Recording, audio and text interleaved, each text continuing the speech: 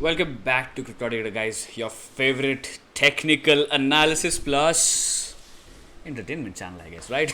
Okay, guys, let's start off with total crypto market capital today, as this is the weekend, and we're going to talk about some long-term trends that are going on right now. So, essentially, guys, look. If we talk about the weekly time frame at first, you saw this right here. I was speaking about how this bearish cross means that at least in the mid time frame there is no new capital entering the market, guys, and which is why you see a lot of rotations happening, which is why people are jumping from altcoins to BTC and then BTC back into altcoins. But essentially there is no new inflow of money in the market, which causes for exponential moves to the upside, right? Essentially, when you saw this one happen right here, when you saw the institutional sell side interest dissipating from $12,000 on Bitcoin, the structure on total crypto market capital was exactly like how Bitcoin's price action was, guys. Essentially, that gets me back to a point that your direction, your macro cryptocurrency direction, is going to be defined by Bitcoin itself, guys. You can see right here how Bitcoin's price action is just exact replica of total crypto market capitalization, guys. Look, we still live in a Bitcoin dominant environment, and yes, Bitcoin's dominance is way bigger than any crypto asset for that matter, guys. So whatever Bitcoin does, yes, the market will follow up with that, apart from a few outliers, guys. Look, we can't, like, you saw some charts, right? I've talked about how quant against USD is working on a different dimension altogether. Leo against USD as well is working on a different dimension altogether. So yes, we will have those outliers in the market, but essentially your bigger picture will be Bitcoin, and Bitcoin only, guys. That's it, right? So let's take a look at what's happening right here with this bearish cross. The first and foremost target is going to be coming towards 55 simple on the weekly time frame itself, which could be aligning with 1 trillion flat, guys. 1 trillion flat. Now essentially this is your price action target, right? Now your total crypto market capitalization could come all the way towards 1 trillion flat, and that could help us align some bottoms on Bitcoin and Ethereum as well, guys. I think that this is your key inflection zone. So right now in front of you, guys, I'm going to put an alert. I think I had to do this way before, guys. Look, these things, these bigger facts and figures are not rocket science, right? If the entire crypto market's capitalization comes to 1 trillion, certainly it's going to be a support. Certainly it's a psychological area of value, right? So people will look at this area as a buyer, guys, as a buyer essentially, even if the trend has started going to the downside. And we look at the bearish cross right now, yes, this will be a bounce on the first and foremost pass, guys. Now what I mean by this is that start long in Bitcoin right now and buy Ethereum, everything. Don't do that. Just wait until the entire crypto market capitalization is coming on to $1 trillion flat, and that is the point where we can evaluate bounces for your bigger swings, guys. Your 30 to 40% swings, right? Essentially your 30-40% swings can come right now as well, but I don't think that will have a lot of backing behind it, and which is why any upthrust, any reversal, any small time frame reversal which is happening right now does not have a lot of backing behind it, does not have a lot of liquidity flowing behind it, right? So I guess the better choice would be just essentially waiting for bigger consolidation to happen. That would be, guys, that would be alongside 1 trillion capitalization in the total cryptocurrency as a whole, and then probably we can evaluate what happens next down the line, right? So essentially this is the weekly target that I am personally looking for maybe a big bounce, for maybe a sizable bounce, or maybe a trade that you can take with more conviction and more confidence, guys. Until we do that, yes, your market is going to probably look very choppy and it's going to look very confusing, to be honest with you. So if we jump onto the small time frame, the daily time frame for that matter, you can see, guys, yes, we could be formulating some divergence off of these points as well, with Bitcoin doing that, Bitcoin doing the same thing, guys. But essentially what would I expect from these bounce? Would I expect a full blown out reversal and we're going to take down the previous all-time highs? Nothing like that whatsoever, guys. Most likely, even if we bounce from these levels, it's going to be a retest of at least this high right here, sitting in at $1.5 trillion as your entire crypto market capitalization, which means more and more sideways price action on Bitcoin itself, right? And most likely that liquidity will flow into altcoins, guys. People are jumping and hunting for opportunities, and with that kind of that kind of behavior that you see with all the market participants as of now, yes, your altcoins here and there are going to pump, guys. You saw what happened to Axie, almost doing a 100x, guys. 100x, sorry, we're not in a bull market anymore. 10x, my bad. 10x. Axie Infinity doing a 10x was a crazy behavior, guys. That was a complete outlier. Whereas your total crypto market capitalization was just sideways as fuck. It was completely sideways. There was no new money into the market, guys. Essentially, lot of your Ethereum holders and lot of your altcoin holders shifted their holdings into Axie Infinity, maybe from any other altcoin which is not doing anything in the market. So this is what happened, guys. We didn't see any new retail influx in these up moves that happened all throughout various crypto assets. Essentially, the bigger picture, according to the total crypto market capitalization, is still consolidation. It is not reversal, guys. From nowhere, point of shape or size, this is the reversal right here. For that matter, if I had to take a guess right here, this is a trend continuation, and most likely will continue to the downside until we reach $1 trillion as a total crypto market capitalization, right? And most likely, then we can talk about some divergence forming off of these lows right here. Well, essentially, you do have a divergence right here, guys, and I think if our daily candles are closing at this, yes, we can consider this one as a divergence as well. But essentially, would that be a macro change in behavior?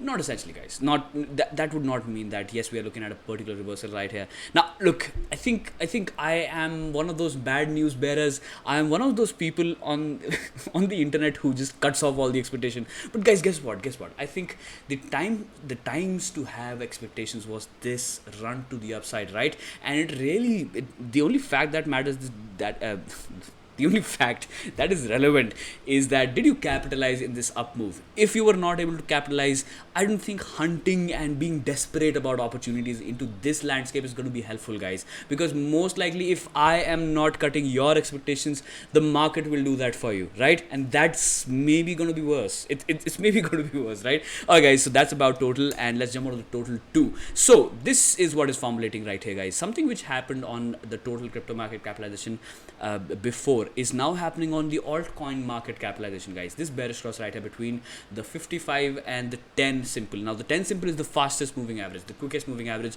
and essentially you can see most of the trends that do happen alongside the 10 simple moving average whenever your trending behavior is exponentially strong. Sorry, when the magnitude of a trend to the upside is extremely nice, that is when you would trend alongside your immediate moving average, your 10 simple moving average, guys. Now essentially what are we looking at right now? We are looking at a trend reversal and a different trend happening alongside your 10 simple moving average itself, and we are looking at a bearish cross formulation. Now essentially, guys, if I were to go by simple textbook technical analysis, if you have a bearish cross between your 10 and the 21 simple moving average, your targets are towards your 55 exponential moving average, guys, straight up, right? Now I don't think that's going to happen in one single line. That will take some time, but essentially that means that the range between this entire zone is going to be consolidation for most of the crypto markets, guys. Essentially the point of this video and the point of this analysis right now is to tell you that I think to have upside expectations is all right. To be honest with you, it's completely fine, but most importantly, you should be conservative about your own capital, right? Because if you are going to be just blindly betting on these assets going to the upside, look, guys, the overall picture is telling us something different, and it is pointing towards the fact that the expectations are supposed to be grounded, are not supposed to be up top your head. And you're not, look, guys, you can certainly talk about Axie Infinity and something like that which did crazy returns, right? But guys, look, these things are unicorns, right? And I think in a cryptocurrency basket of maybe 6,000 crypto assets, only one single crypto asset did that. And essentially, guys, look, I'm not saying that cut your expectation and don't expect anything from crypto markets. Just lower the expectations and have that, how do I say that mindset in control, guys. That is what the bigger picture is telling us. That is what your total landscape, total crypto market capitalization is telling us. And well, to be honest with you, total market capitalization except Bitcoin is telling the same thing as well, right? Now if I take off the logarithmic chart, guys, you can see right here, now this kind of price action, whenever you go through a crazy uprun, guys, this is a blow off top right here, and I don't think these blow off tops, they do recover just like that. I think these things take time, guys. Whenever you scratch, all right, now let's just consider a situation, well, I'm not saying that happened to you, but if you fall down somewhere and your wounds are kind of deep, right? And if your wounds are deep, they'll take time. Your wounds will take time to heal. They'll take time to recover. And I don't think there is an acceleration process to that. You will have to wait for your wounds to recover, and then you'll maybe be able to get back to your own activity, right? Now essentially consider that situation with right here, guys. This is a big fat wound right here. This is a blow off top, guys. And I think in such situations, just by judging the psychology of general things and the general market emotions and how participants are behaving amongst this kind of price action, this will take some time. Yes, this will take some time. So what am I saying right now is the fact that your exponential trends will take some time, guys. What you have to do right now is maybe stick to a trading plan and maybe trade the ranges and maybe cut those expectations, maybe cut those 10x 20x expectations, guys. Certainly there are outliers, and if I try to find those outliers, I do mention them on the channel again and again. So if you have still not subscribed, I would really request you to do that right off and hit that like, guys. Hit that like as well. I mean, look, guys, that's kind of unfair, right? I've noticed on every single video on which I've told you guys to hit that like, that is the only, like, those videos are the only videos that are getting likes. And apart from those videos, when I'm just completely forgetting about the fact that I got to tell you guys to hit that like, there's just 5 or maybe 2 likes in some videos. So guys, hit that like if you're watching the content, because that really helps the content to sustain on YouTube as a whole, right? Because guys, look, with all those scamming motherfuckers going on in the space right now, it's kind of difficult to bring about that genuine information and maybe help those people who are full of delusion, guys. And look, guys, one thing I can certainly affirm with one thing right here: if you are watching the content from this channel, you are not delusional. You are not delusional, guys. And trust me, if you want to get that taste of delusion, go to fucking crypto Twitter, go to community Telegram groups, and look at what the fuck are people talking about. Just look for yourself, all right?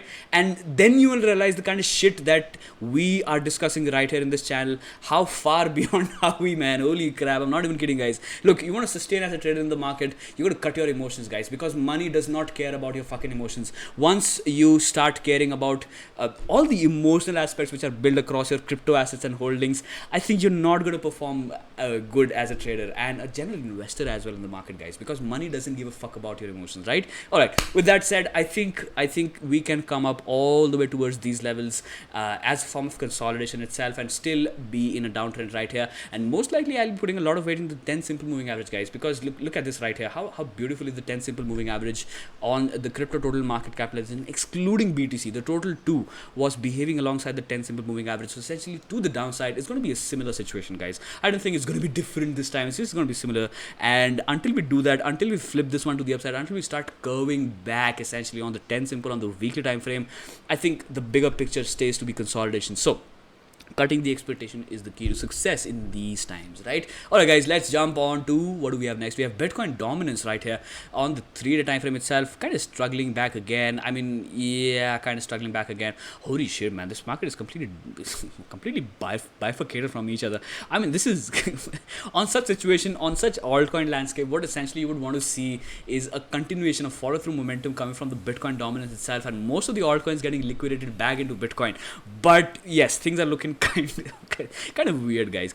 I mean, it's not a sign of clarity right here in the market. So yeah, guys, me personally, I would refrain from taking any big trades until we consolidate alongside the 1 trillion market capitalization as a whole, guys. And guess what? The 1 trillion market capitalization could align perfectly with your $27,000 to $25,000 ranges on Bitcoin itself, and that could be a bigger area of value, guys. If the price action is unable to hold on to $30,000 levels, yes, we will be in a hunt for new area of value. And for me personally, anything below 30,000, and if I want to pinpoint the exact areas of values, it's going to be essentially $27,000 to $25,000 levels, guys. And most likely the price action would react with your total crypto market capitalization, which is perfectly aligning with your 1 trillion capitalization, guys. I hope you get the point. I hope you have a little clear picture as to what is going on in the macro, guys. And look, there's one more thing. If things are looking confusing, to you in the chart itself, I think the number one problem that a lot of people do is time frame, guys. Time frame. Not a lot of people are understanding how the bigger time frames can extrapolate the small time frame price action behavior, and vice versa as well, guys. So if the things are looking confusing in hourly time frame, or maybe 4-hour or even 12-hour time frame, you gotta just change the goddamn time frame and maybe shift to weekly or 3-day time frame to get that little better picture and get better understanding of the market landscape itself, right? Now, guys, look, I zoomed out right here and I'm still not able to find any clarity right here in the Bitcoin dominance. But essentially, guys, look, if the price action is not telling us, if the price action is not telling of the any fact, telling us of any fact as a whole, we can judge the landscape by the slope of the moving average, which is wanting to incline to the upside. So essentially your 21 simple on the dominance itself is showing some kind of momentum being built up on these levels, right? Now in the small time frames and in the mid time frames as well, until the Bitcoin dominance is staying strong above this dominance point right here at 44.5. I think, yeah, your posture and your strength on Bitcoin's price action would look greater than most of the altcoins, guys. That is what the dominance is telling us right now. And once we start closing above the 50 reads on dominance on the 3-day basis, party time for Bitcoin maximalists, I guess, right? Alright guys, next up, let's follow up from yesterday's small time frame analysis right here. Yes, we did see this bounce going on, and yes, we did push and took this high right here. And essentially, if we are going to be maintaining this low right here, which is going to be your $31,200 levels, yes, your trend would start picking up to the upside, guys, and most likely we'll be targeting $33,000 levels coming the next week itself. So let's take a look at the weekly time frame. God damn, this is the 10-day time frame. Quite a weird looking time frame. Okay, so the weekly is not essentially health and fitness, guys. This is not nice. I mean, this price action is not nice. If anything, I would essentially put a lot of weight into a continuation downtrend coming immediately out of the next weekly candle open itself. But judging by how bears are putting so much strength trying to break the floor to the downside, but they're unable to do that on most of the time frames itself, most likely this next week starts with a little bounce, guys. Most likely the week starts off with a bounce, and tomorrow we will be evaluating the options open interest, and tomorrow onwards we'll be trying to see how these ranges, guys, I'm talking about these ranges right here, are going to be significant in terms of your option open interest data itself. And I think that could reinforce a lot of thesis. So hit that bell icon as well if you've not done that, because I think most important week is going to come for Bitcoin coming tomorrow itself, guys. Coming tomorrow itself, the volatility could be expanding on certain time frames which are very relevant. So essentially digging deep into the markets following this weekly candle closure could be important, could be a little relevant, right? In the small time frames, guys, you know the deal right here. Your divergence is playing out, and well, the hourly is choppy, guys. Hourly time frame, I don't think I'll be making any decision from the hourly time frame itself, but yeah, certainly I'll put some weight into 4-hour, and the 4-hour printer low right here at $31,000 flat. So essentially, until we are above $31 Bitcoin, if you're above $31,000 levels, yes, your trend is going to be to the upside from these levels, and the grind has been broken out, and your probability lies towards the fact that we could be testing these levels before we test this level right here. But if I want to be bullish right here, I would be really cautious, guys. I would be really cautiously bullish into this price action, as this is full of chop right here, guys. All right, next up, what do we have? We have Ethereum producing a significant bounce, guys. This one created way this bounce was of a greater magnitude than Bitcoin itself. Most likely ETH BTC pair did exactly same kind of situation, and Bitcoin being sideways, yes, Ethereum had a little push going on. And guys, look, the 4-hour time frame has started closing with this bullish engulfing candle right here. This signifies strength. So essentially I would be managing my risk below this price point if I were to be long on Ethereum, right? So essentially, if we start going below $1,900 back again on a 4-hour closing basis, this would look like shit back again, and most likely we'll be sweeping the lows all the way towards $1,750 levels, right? Alright guys, I hope this brings about a little clarity in your own trading and whatever you are trying to interpret in the market. Let me know your thoughts and opinions down in the comments as well, and let me know how you would want to go about these situations. And guys, alright, comment your favorite shitcoin down below. Alright, do that. Comment your favorite shitcoin. It can be the best goddamn altcoin as well, but let me know down in the comments what is your favorite shitcoin, and we'll take a look at that in the coming videos. So I guess bye for now.